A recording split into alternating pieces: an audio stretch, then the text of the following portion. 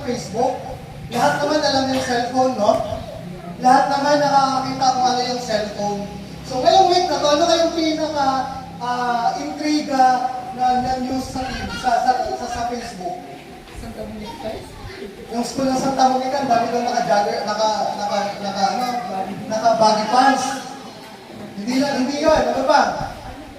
Tatakbong presidente si Sara? Hindi pa. Ano ba? Ano? Tama, asawa ni IC. Ang galing. Pwede daw mo nang umuwi kasi nakasagot na. So, asawa ni IC.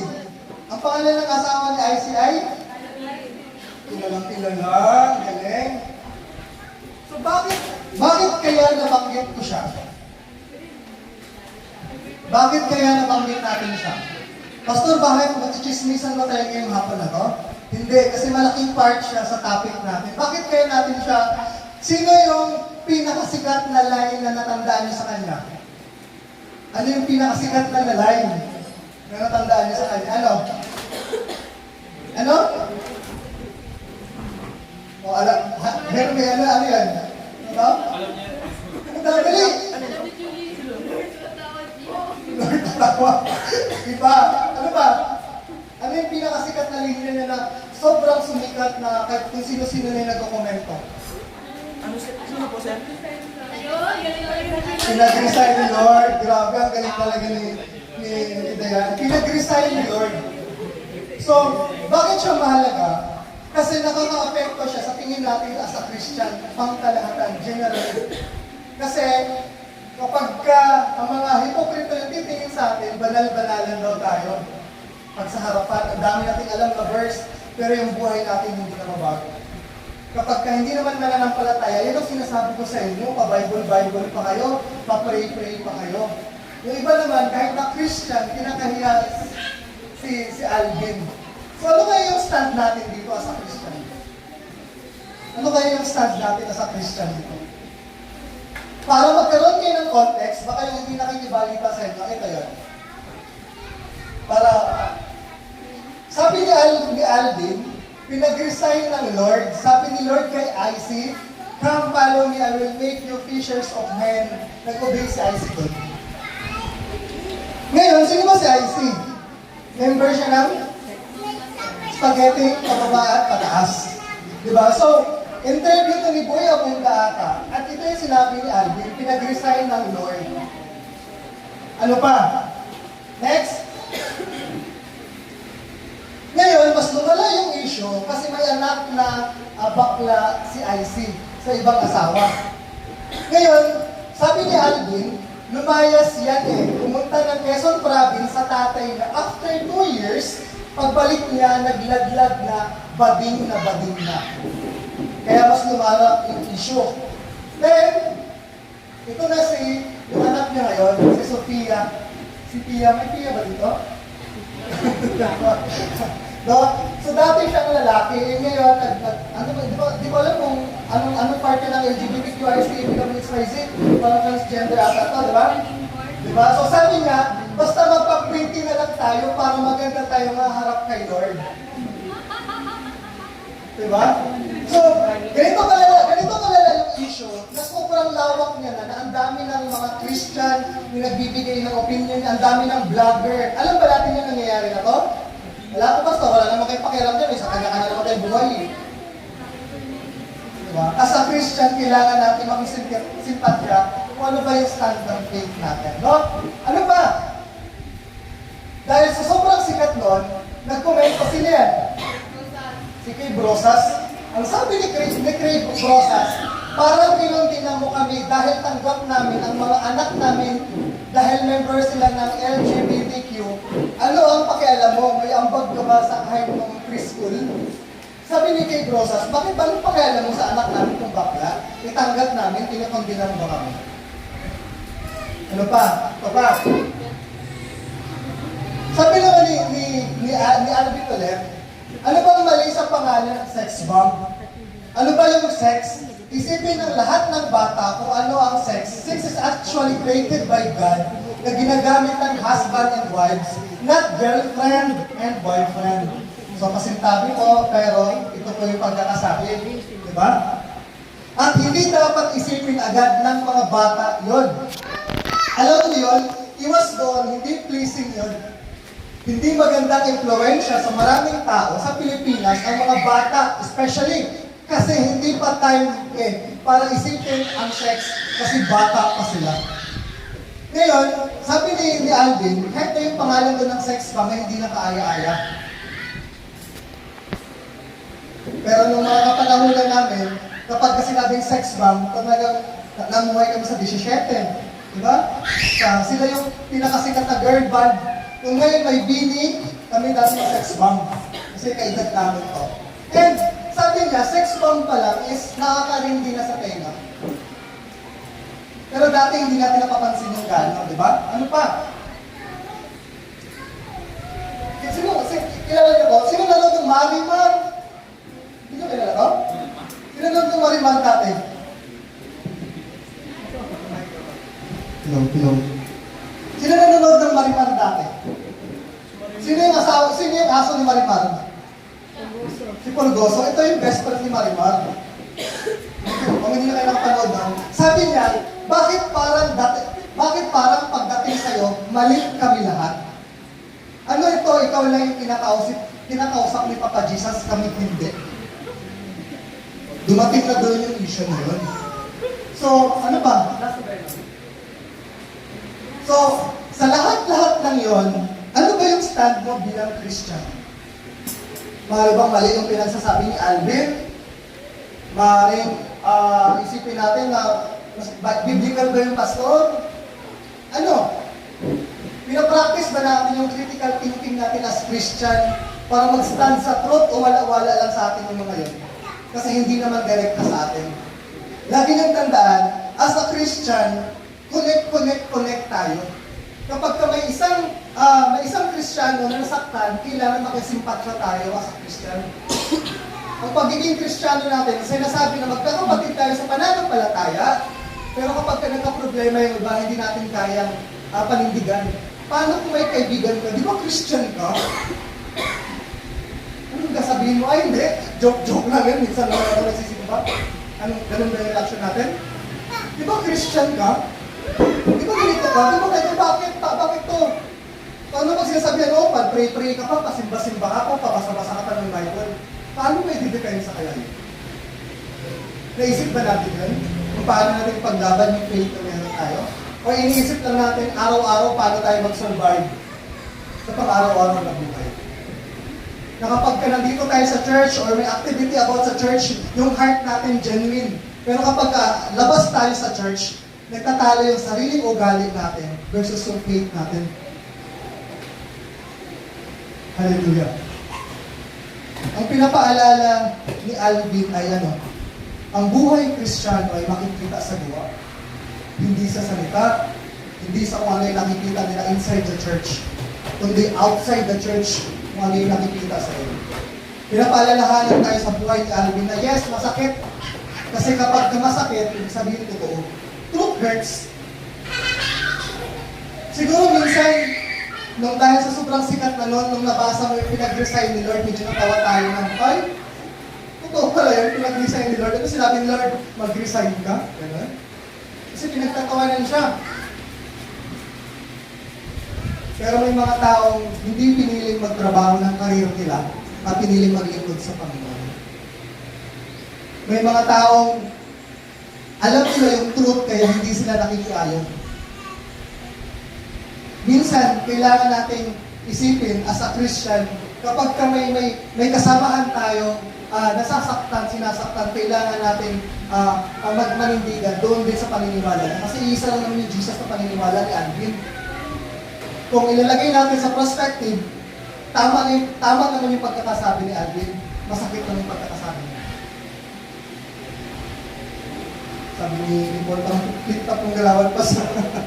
diba? So, pinapaalalahanan tayo sa buhay ni Alvin yun, na i-check natin yung buhay natin. Sino-sino ba yung kasama natin? Ano ba yung nakaka-influensya sa utak natin, sa buhay natin? And aside from that, ito yung unang tanong. Sino nga ba ang dapat nating iwasan at layuan? Sino nga ba dapat ang ating iwasan na layuan? Kapag tinanong yan, ang unang papasok sa isip natin yung mga masasamang impluensya. May mga bisyo, may kung ano-ano. At ang unang papasok sa isip natin, ano? Yung hindi mga mananampalataya. Di ba? Kapag sinabing layuan o iwasan, parang bang close kayo dati, pero hindi na ngayon. Parang nag-uusap kayo dati, pero hindi na ngayon. Parang dati, nag-good morning kayo everyday, pero ngayon hindi na kayo nagpapansin. Di ba? So, sino ba yung dapat nating layuan? Kung babasahin natin yung Bible, hayaan nyo lang matuto tayo from the heart natin at mangusap ang Panginoon sa atin. Sabi sa verse na to, sa 1 Corinthians 5 verse 9 to 13, malinaw sa likod, ganyan. Sabi dito, sinasabi ko sa aking sulat na huwag kayong makikisama sa mga nakikiapid, sabi ni Paul. Then, hindi ang mga di mananampalatayang nakikiapid, saking magnanakaw o sumasamba sa Diyos-Diyosan ang tinutukoy ko sapagkat kinakailangan ninyong umalis sa mundong ito para sila'y iwasan. 11. Ang tinutukoy ko na huwag ninyong papakisamahan ay ang mga nagsasabing sila'y Kristiyano, ngunit nakikiapid, sakim sumasamba sa Diyos-Diyosan ng nalait, naglalasing at nagnanakaw, ni huwag kayong makikisalo sa ganyang uri ng tao. Well, wala akong karapatang humatol sa mga hindi Kristiyano. Ang Diyos ang hahatol sa kanila, ngunit hindi ba dapat ninyong hatulan ang mga nasa loob ng iglesia? Sabi nga sa kasulatan, itiwalag ninyo ang masamang tao. So pag himay-himayin natin to, balik natin sa 9, sabi ni Paul, sinasabi ko sa aking sulat na huwag kayong makikisama sa mga nakikiapid. Kung pag sinabi natin nakikiapid, ito yung may asawa, may kabit, totoo? Yan yung unang papasok sa atin. Pero kapag mas papalalimin pa natin yung nakikiapid na yan, ibig sabihin ito yung mga naglilingkod kay Lord, pero namumuhay pa rin sa kasalanan. Naiintindihan ba natin yun? Kapag una natin sinabi nakikiapid, ang iniisip natin ay may asawang iba, may kabit. Pero kung ilalagay natin sa isang part na ang Panginoon ay mapanibuguin Diyos, gusto niya siya lang.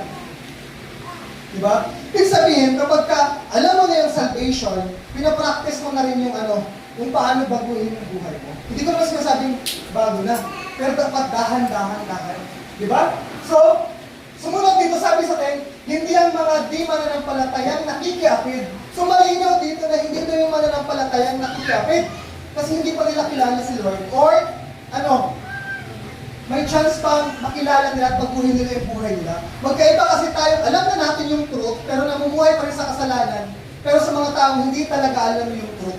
Diba? So pinapalalahanan dito na hindi ang mga di mananampalataya, kundi mga mananampalataya mismo.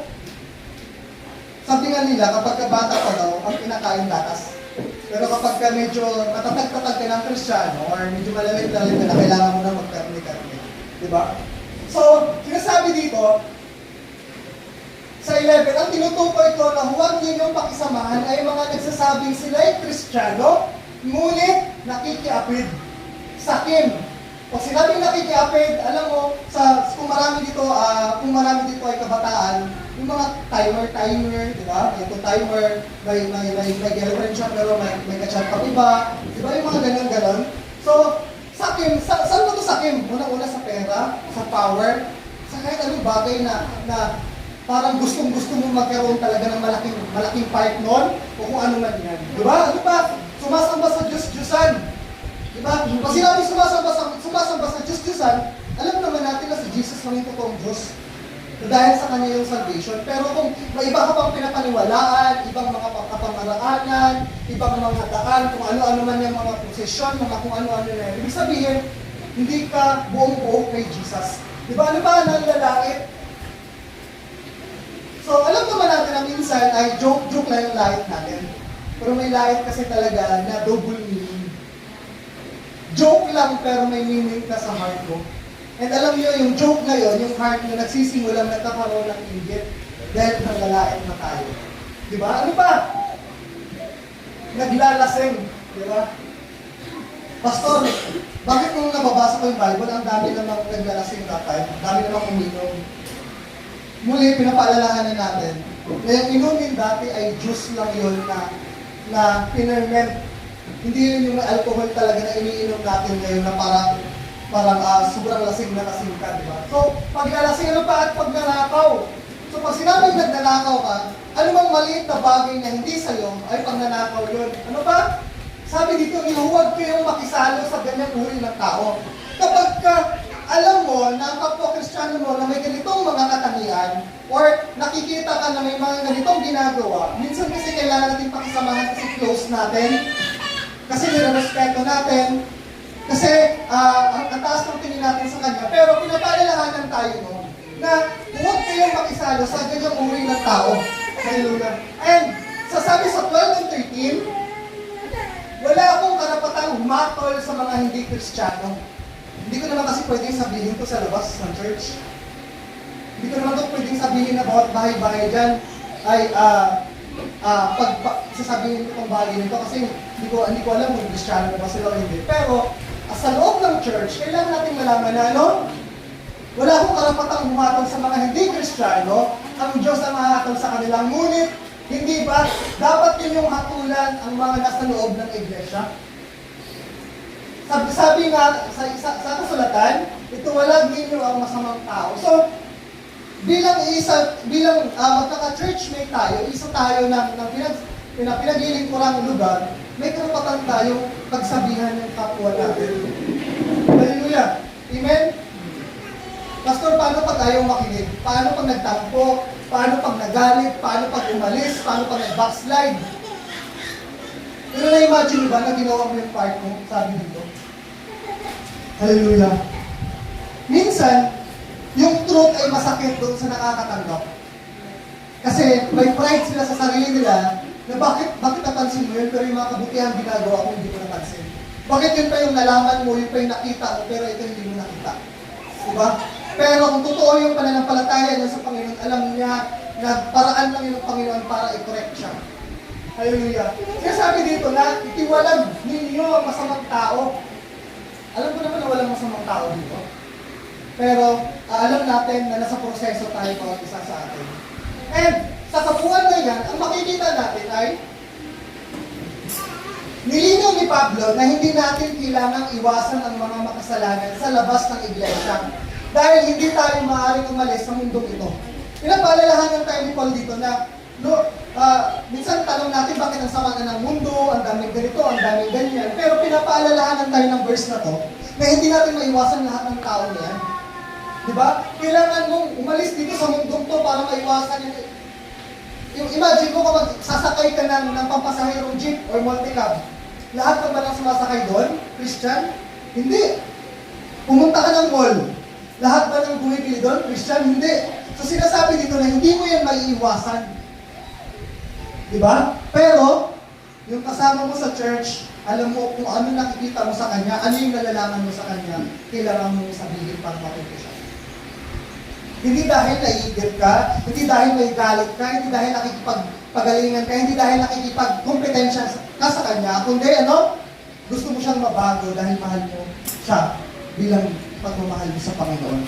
Nililinaw dito na pinag-iingat tayong mga Kristiyano sa kapwa natin Kristiyano. Hallelujah. Magkaroon tayo ng discernment, tama ba itong pinapakinggan ko? Tama ba itong sinusunod ko? Tama ba itong sinasamahan ko? Hindi ko naman pinu-question yung faith na meron kayo. Ang pinu-question natin dito yung actions na meron tayo everyday. Kung paano tayo magsalita, paano tayo mag-isip, paano tayo mag-effort, paano tayo maglingkod sa Panginoon. Ano yung pamamaraan natin, di ba? So, kung alam natin na yung mga ginagawa na ay kalugod-lugod sa harapan ng Panginoon, binigyan ka ni Lord ng heart para mag-discern yun. Pero kung ilagay dyan sa heart mo, yung mga bagay na hindi dapat na nakita mo, kailangan mo tingnan sa perspective na, Lord, saan ba ito malalagay? Ano ba yung gagawin ko dito? Hindi lang tayo basta sama lang ng sama. Hindi lang tayo basta go lang ng go. Ay, sige po. Ay, sige po. Kasi minsan, hindi pa lang tayo nag-grow doon, dumadami lang tayo.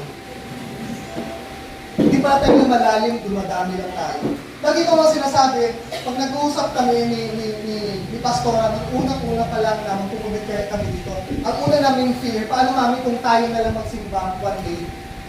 Paano kung apat na lang tayo, si Lola Gabi na lang, sa Uncle Kim na lang, paano yung mga pinsan ko, tayo na lang, tayo na lang bridge, unti na lang tayo. Paano? Parang nakakahiya, nakakatamad, nakakabagot. Paano? Ano bang sekreto para dumami yung church? Ano bang sekreto para lumalim tayo? Ano bang sekreto? At that time, natakot akong mag-serve kay Lord kasi paano kapag onti lang? Noong una, pakiramdam ko kapag onti lang, hindi totoo. Pero sa panahon ngayon, hindi na question yung marami yung onti. Ang question kung tama ba yung heart ng mga isa. Kahit na onti lang tayo, pero yung puso natin totoo. Kahit onti lang tayo, pero yung buhay natin behind sa pulpit na to, ako behind sa pulpit na to, alam nyo, yung buhay nyo behind dyan sa mga upuan nyo, alam ko, totoo tayo sa isa't isa. Nagpapakatotoo kayo sa amin na, Pastora, ang hirap po dito, pinaglalabanan ko po tong pride na to. Pastora, ang hirap po nito, pinaglalabanan ko po tong mga fear ko na to, mga duda ko na to. Nagpapakatotoo tayo sa isa't isa, doon tayo lumalagin. Minsan kasi, akala natin kapag kasama-sama tayo sa masaya, okay, ay maganda yun. Pero alam niyo ba, yung nagpapatatag sa samahan, yung mga pangit na nangyari sa buhay mo na binago mo ng Panginoon. Kaya kami tumatag mag-asawa, hindi dahil maganda yung pagsasama namin, hindi dahil maayos kami, hindi dahil Kristiyano kami, pero ano? Nung tinanggap namin yung mga pagkakamali namin, yung tinanggap namin both sides, kung ano yung pagkakamali namin. And doon nag-start yung paglalim natin sa Panginoon. Tanggapin mo kung ano yung pagkakamali mo. Isipin mo kung ano yung kailangan i-improve sa buhay mo, na baka nakikinig ka dyan, pero ayaw mo tanggapin na may mga mali sa'yo. Baka nakikinig ka dyan, pero yung isip mo, nilalabanan mo na, hindi naman yung totoo, hindi naman dapat ganyan. Pero ano yung mali na yung sinasabi? Mali na yung verse na sinasabi. Basahin pa natin ulit para mas malalim. Pakibalik na Pastora sa verse.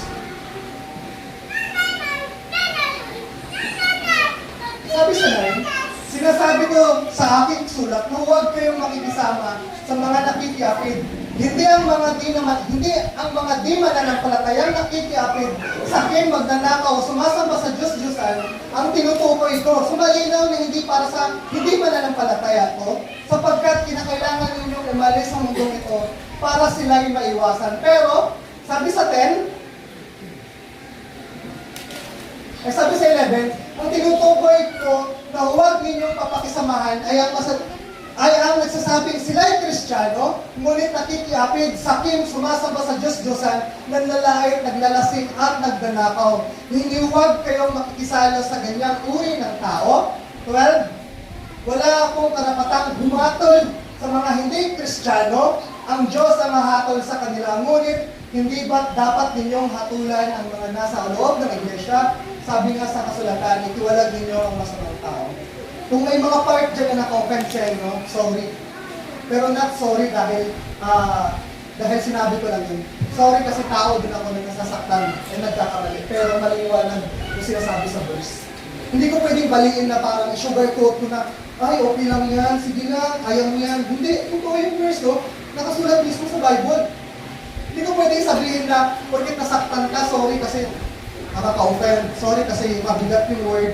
Pero malinaw kasi yung word, eh. Para sa iyo at para sa akin, para sa ating lahat. Diba? So, next.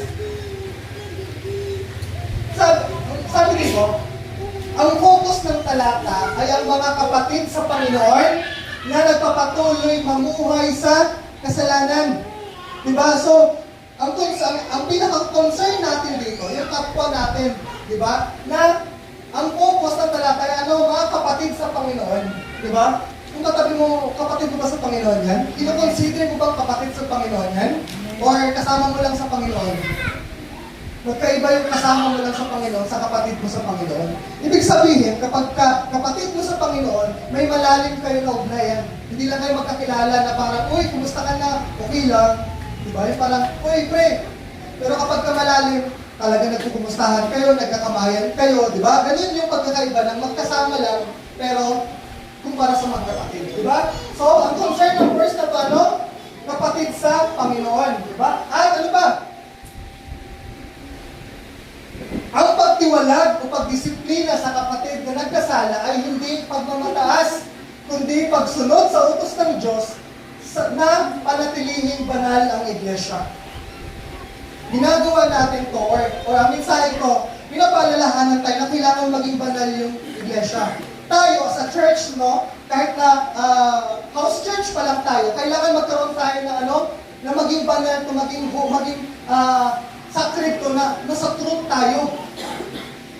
Na nasa katotohanan tayo nakabase, na hindi tayo dahil lang sa kwento-kwento, dahil lang sa emosyon, dahil lang sa hype-hype. Hindi. Nakabase tayo sa katotohanan ng Biblia. Amen? Kasi kung puro na lang tayo, okay lang yan, sige lang, kaya mo yan, paano natin mapapakita sa Diyos na na banal itong iglesia to? Kung lahat tayo may excuse. Diba? Kung hindi natin lalalimin yung word na tinatanggap natin. Diba? Ano ba? Ang layunin na hindi upang sirain ang kapatid. Minsan kasi kapag pinagsasabihan tayo, na-hurt tayo, pakiramdam natin, ikaw nga kala mo siya, hindi ganito, hindi ganyan. Nasasaktan tayo, imbis na kailangan natin tanggapin at tingnan yung sarili natin at sikapin natin magbago. Pakiramdam natin inaatake tayo. Pakiramdam natin, kaaway natin to. Pero pinapaalalahanan tayo na ang layunin ay hindi upang sirain ang kapatid, kundi upang dalhin sila sa pagsisisi at pagbalik loob sa Diyos. Hindi kasi nasabihan para magbukmuk ka, hindi kasi nasabihan para grabe naman sila, nakaka-offend naman yun. Tampo-tampo ka na, self-pity ka na sa bahay mo, or may notes ka na kaagad doon kasi hurt ka na. Nakikita ko na lang sa mind nila, iniiwas na, hindi na nakikipag-usap.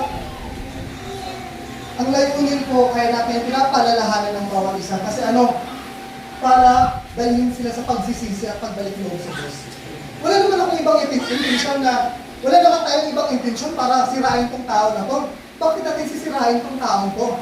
Bakit natin siya papaalisin? Bakit natin siya sasaktan? Ang gusto natin, madala siya sa pagsisisi at magbalik loob sa Diyos. Sayang yung salvation natin kung tinitake for granted lang natin yun kasi libre nating nakuha. Kung wala tayong ginagawa, sayang. Diba? Kaya pinapaalalahanan tayo mga kapatid na kaya natin nagagawang pagsabihan ng bawat isa, hindi para sirain ang kapatid, kundi upang dalhin sila sa pagsisisi at pagbalik loob sa Diyos. Naalala ko, si Pastora, nung dati na pinagsasabihan niya ako, nangiinit kagad yung ulo, wala na yung sakyan, hindi na ako pumikibo, pinapabilisan ko na yung takbo. Sa Iwahig pa naman kami nakatira. Kapag lumampas ka sa Irawan, diretso na yung kalsada doon. Kapag nagpabilis ako doon, sobrang bilis talaga. Pumapata kami ng 120 to 140 km per hour. Nung kurbada ko, umabot ako ng 120. Dahil lang nainis ako kasi may sinabi siya, anak pa dati, ba't ka ba ganyan? Ganun. Pero dahan-dahan, awa ng Diyos. Nung bago kami nag-commit kay Lord, unang binago ni Lord yung pakikitong ng asawa ko, kay Pastora. Yun yung unang pinaayos sa amin ng Lord.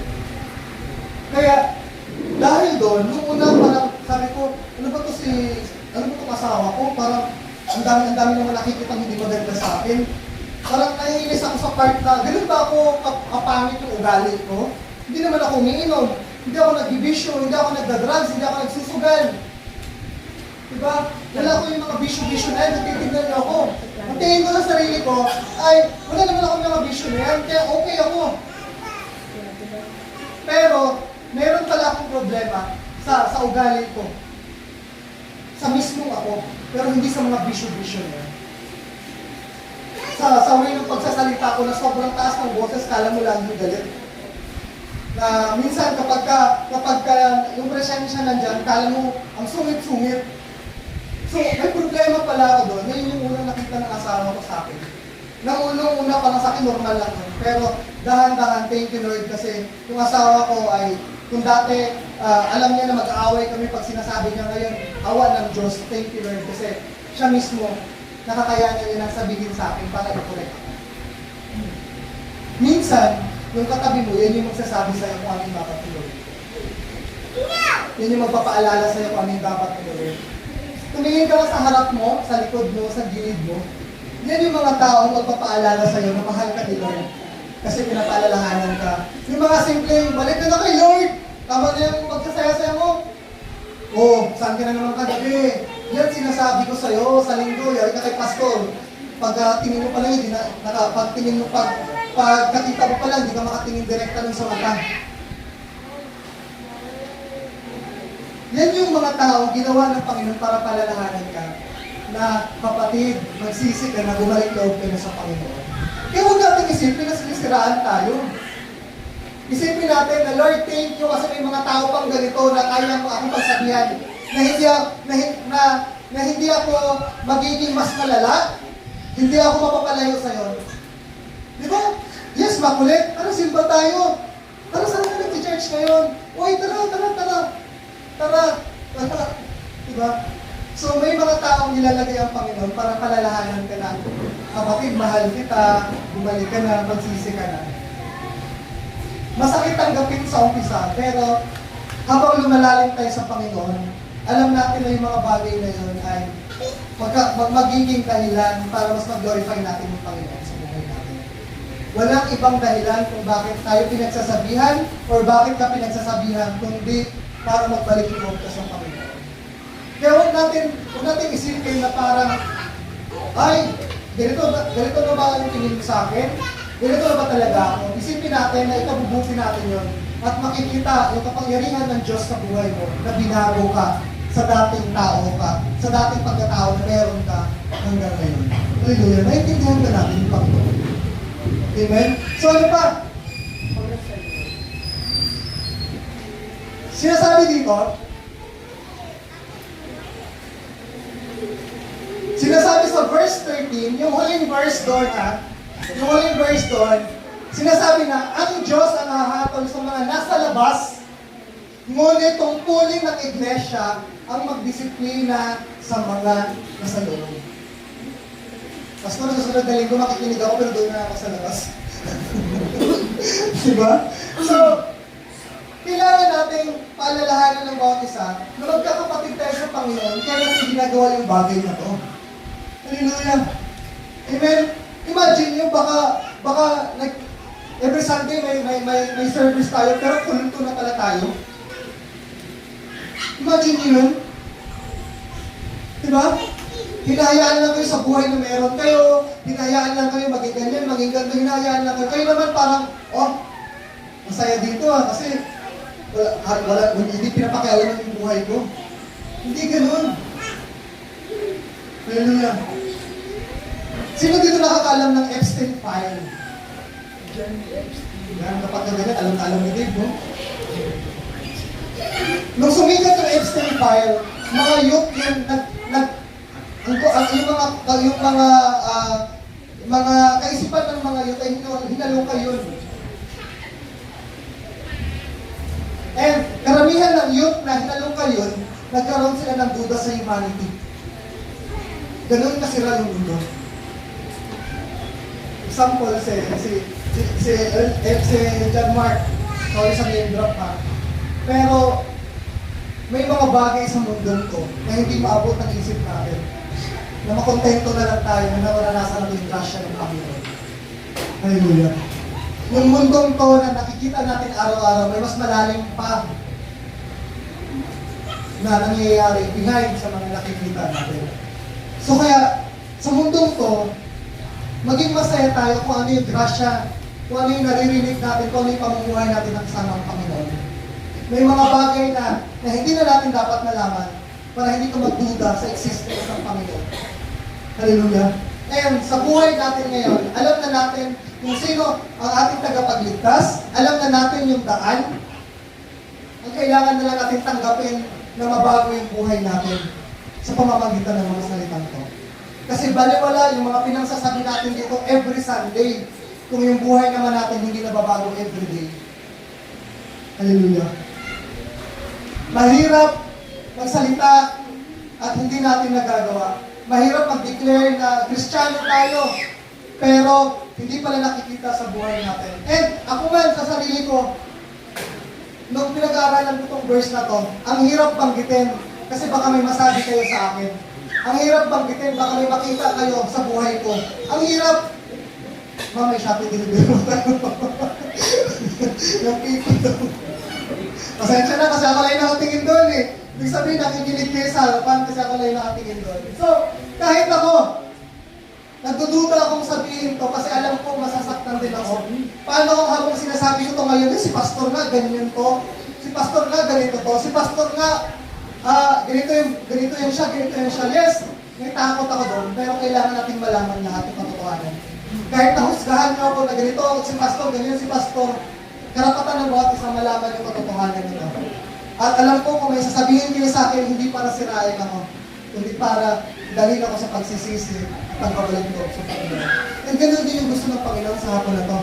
Kaya mo narinig to, kaya mo na-experience tong bagay na to, kasi gusto ka lang ibalik ng Panginoon. Mahal ka kasi ng Panginoon. Kaya, mas tibayan natin, mas bigyan natin pansin yung pamumuhay natin as Christian. Hindi ka lang basta nabubuhay, humingi na araw-araw. May katungkulan ka araw-araw. May pakita, may guidance ka. And, conclusion. Ang pangaral na ito ay nagtuturo na ang pagiging Kristiyano ay hindi lamang sa salita, kundi sa gawa. Ang lagi natin itong sinasabi. Di ba nga sino yung sikat na, sino yung nakakaalam ng sikat na aral doon sa nakalagay sa mga school? Ha? Yung pinakamatagal pa Tagalog. Sa Diyos ang awa. Sa Diyos ang awa na sa tao ang gawa. Ibig sabihin, sa buhay na meron tayo, nakikita ng Diyos kung ano yung kailangan natin. Hindi yung pangangailangan natin. Minsan, ang dami natin hinahanap sa buhay, pero ang kailangan lang pala yung maramdaman mo na mahal ka ng Panginoon. Minsan kasi hinahanap natin sa material na bagay, sa ibang tao, nahihirapan tayong i-express yung sarili natin kasi hindi pa tayo fully surrendered sa Panginoon. Kailangan lang natin tingnan yung mga katabi natin. Kailangan natin ilagay sa isip na itong church na to, hindi mo lang yung nakakasama yung mga taong yan kasi kasama mo sila sa tawanan, sa kulitan, kasama mo rin sa hirap ginhawa, sa mga iyak, sa mga lungkot, sa mga sakit. Hindi lalalim yung pagkakaroon natin sa relasyon ng bawat isa kung pinapakita lang natin yung masayang part sa buhay natin. Kung ganyan ka, ganito ka, okay lang ako, okay ka lang. Pero ramdam na ng kapatid mo na may problema sa'yo. Kailangan lang natin mas palalimin yung heart natin. Kailangan lang natin isipin na itong mga tao kung mapagkakatiwalaan sila sa pananampalatayang meron ka. Hallelujah! Ano pa? Ang iglesia ay tinatawag na maging banal at magkaroon ng pananagutan, accountability sa isa't isa, hindi upang mangusga, kundi upang itama ang mga kapatid sa pananampalataya. So, hindi tayo nandito para husgahan, di ba? Pero kasi, magkakaroon tayo ng pananagutan, may accountability sa isa't isa, hindi upang husgahan yung taong yan, kundi upang itama. Kasi minsan, sa sobrang tama natin, may tama na pala tayo. Di ba? Sa sobrang tama natin, and lahat ng ginagawa natin, nakikita ng Diyos, kaya wala tayong itatago sa Kanya na, wala po, hindi po, okay lang po ako, maayos po yung buhay ko, maayos po yung buhay namin. No, nakikita ka ng Panginoon. Sino dito nakakaintindi ng kasabihan, parang piniprito mo yung sarili mo sa sarili mo makikita. Tama ba yung word? Parang piniprito mo yung sarili mo, sabi ni Paulo, matutaba lang, pastor? Matutaba. Parang piniprito mo yung sarili mo matika. Ibig sabihin, kapag nagpapanggap ka na okay yung buhay mo, maayos yung buhay mo, pero nakikita ka naman ni Lord, parang niloloko mo lang yung sarili mo. Parang ka nagtatago dyan, kahit hindi ka naman pwede magtago sa Panginoon. Kahit na gaano pa yung kakapal yung bubong mo, kalawak yung pader mo, kitang-kita ka pa rin ng Panginoon. Hindi porket nakatago ka sa madilim, ay yung Panginoon hindi ka na makakakita. Minsan nakala natin, natatago natin yung mga pangit sa buhay natin. Pero hindi mo matatago sa Panginoon yun. Maaaring matago mo dyan sa katabi mo, sa leader mo, sa pastor mo, sa kaibigan mo, pero hindi mo matatago sa Panginoon. Alam na alam ng Panginoon yung rotation mo araw-araw. Simulang pagkagising mo, pagpunta mo sa CR, pagpunta mo sa kitchen, pagpunta mo sa school, pagpunta mo sa trabaho mo, pag-asikaso mo sa bahay mo. Alam na alam ni Lord lahat ng ginagawa natin. Kung baga, pinapaalalahanan tayo ng Panginoon na ayusin natin ang buhay natin bilang pagmamahal natin sa Panginoon. Hindi naman natin inaayos ang buhay natin dahil tinitingnan ka ng ibang tao. Inaayos natin yung buhay natin para sa Panginoon na makita na kanapat-dapat tayo sa kanyang kalwalhatian. Hallelujah. Walang halong paghuhusga, walang halong pagsisira. Yung buong talatang ito, kundi pinapaalalahanan lang tayo na magbalik yun sa Panginoon. Maaring malalim, maaring nakaka-offend, maaring masakit, pero yung mga sakit na yan yung magiging dahilan kung paano makonquer yung mga pinagdadaanan mo sa buhay. Kasi may iba sa atin, may mga addiction. Kung ano mang mga addiction na yan, pinapalalahanan tayo ng Panginoon na kaya ang tanggalan na ng Panginoon. Basta isurrender mo na sa Kanya. Minsan kasi gusto natin i-surrender, pero yung katawan natin hindi naman lumalaban. Yung isip natin, kaya to, kaya yan, pero yung katawan natin, naman natin doon pa rin. Di ba? Pinapalalahanan na yung pangangatawan natin, ay kailangan yun yung maglaban doon sa mga addiction na yun, sa mga lust na yun, sa mga anumang temptation na yun. Hallelujah. Yung isip natin at puso natin, gustong magbago. Alam na alam natin sa isip natin yung dapat natin gawin, ito yung tama, yung puso natin ganun din. Yung puso nga natin minsan nasasaktan na kasi bakit ulit-ulit pa rin natin nagagawa. Pero ang pinaka-tanda doon, mismo ito yung physical body na ito, kailangan paglabanan yun. Kasi kahit anong lakas ng isip mo, lakas ng puso mo, pero yung physical body mo, pupunta pa rin doon, ginagawa pa rin yun, ang hirap pigilan. So pinapaalalahanan tayo sa hapon na to, na itong katawan na to, kailangan ayusin natin kung paano natin ginagamit bilang pagpupuri sa ating Panginoon. Kasi kapag na-Kristyano ka na, simula ulo hanggang paa, kay Lord na yan. Baka kasi akala natin kapag na-Kristyano ka na, yung isip natin tsaka puso binigay mo na kay Lord, pero yung physical na pangangatawan mo, ikaw pa rin yung may desisyon, ikaw pa rin yung nasusunod. Pinapaalalahanan lang tayo ng Panginoon na kahit itong physical na katawan natin, kailangan natin maging malakas para iwasan lahat ng mga tentasyon na yan. Sino dito nakakaalam ng pinakasikat na kanta? About tukso. Sino na kumanta nun? Tukso. Bakit kasi ng boses? Ay! Gusto ko sanang kantahin, pero i-dictate ka na lang. Yun. Tukso, layuan mo ako. Kantahin mo nga si Julie. Gusto ko kumanta si Julie. Sabi daw, tukso, layuan mo ako. Sino ang kumanta nun? Sa iba ka na? Sa iba yung inyo daw. Ang galing naman kung sino pa yung kumanta ng tukso, layuan mo ako. Sa iba din yung sa ano, di ba? So, sabi nila, tukso, layuan mo ako. Lagi mong tanda na hindi lalayo sa iyo yung tukso. Ulitin natin ha. Lagi mong tanda na hindi lalayo sa iyo yung tukso. Kailangan ikaw yung lumayo sa tukso. Kaya nga yung tukso nakaka-time kasi nilalapitan ka eh. Diba? Kaya ikaw yung lumayo. Sabi pa sabi pa sa Bible, kailangan natin tumakbo para iwasan yung tukso, kailangan natin gawin yun. Hallelujah.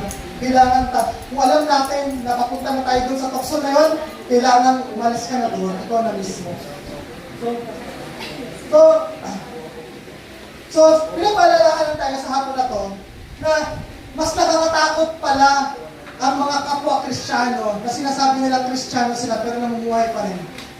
Kumpara sa mga hindi mananampalataya na hindi pa nila alam kung ano talaga yung pamumuhay na sila. Kaya, sa tulong ng Panginoon, pinapaalalahanan tayo na ang bawat isa sa atin ay magkakapatid sa pananampalataya. Kaya, may karapatan tayo pagsabihan siya, pero with love. Pagsabihan siya, palalahanan siya na may pagmamahal. At tayo naman na pinaalalahanan, pinagsabihan, tanggapin natin yon bilang kapurihan ng Panginoon sa buhay natin. Huwag nating isipin na sumisiraan tayo. Huwag nating isipin na ang kulit-kulit naman ito, wala namang ambag sa buhay ko. Huwag nating isipin na parang dinidiscourage ka. Isipin natin na ikabubuti natin. So manalangin tayo. Panginoon, marami pong salamat sa iyong mga salita. Salamat, Panginoon, sa mga puso, Panginoon, na nasaktan, na-offend, Panginoon, Lord God. So dahil sa iyong mga salita, nakita namin yung katotohanan sa buhay namin, Panginoon, kung ano yung dapat na namin baguhin, ano yung dapat namin tutukan pansin sa aming buhay, Lord.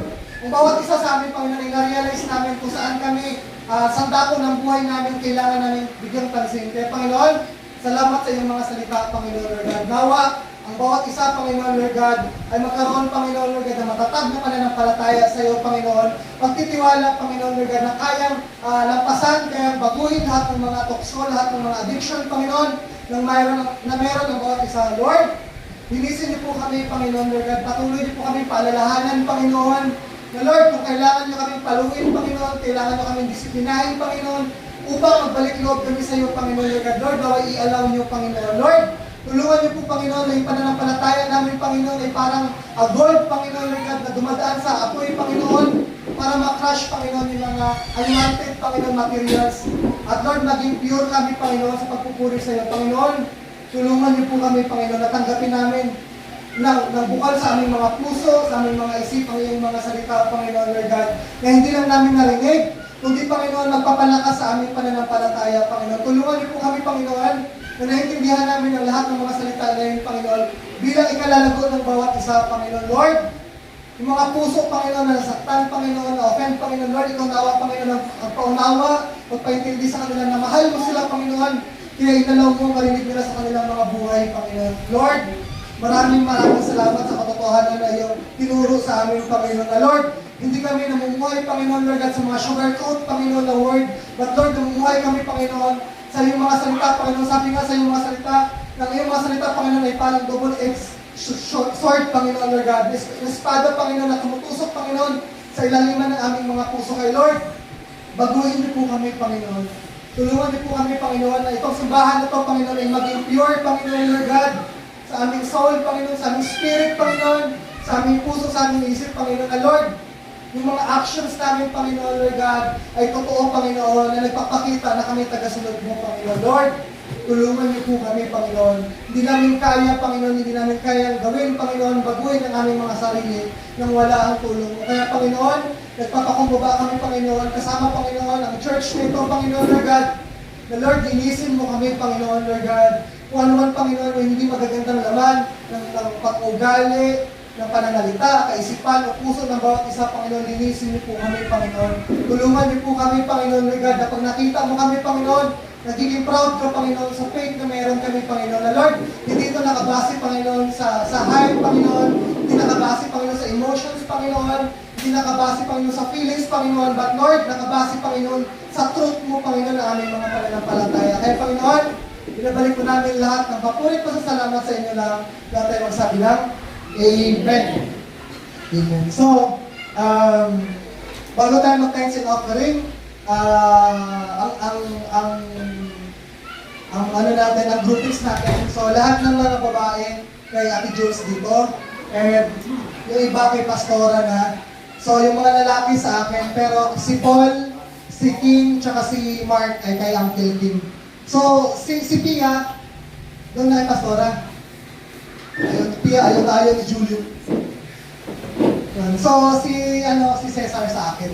So, yung sa akin dito, kila Pastora doon, yung kila Kim doon, and yung dito sa naman. Tapos na. Ma'am. Ma'am. Oh, thanks muna. Sabi ko pagtapos ng thanks, di ba? Oh, thanks muna. Ma'am. So ano daw, dahil nandito na yung cake, tinatawagan, pagtapos ng thanks, tinatawagan natin ang pinakamagandang dalaga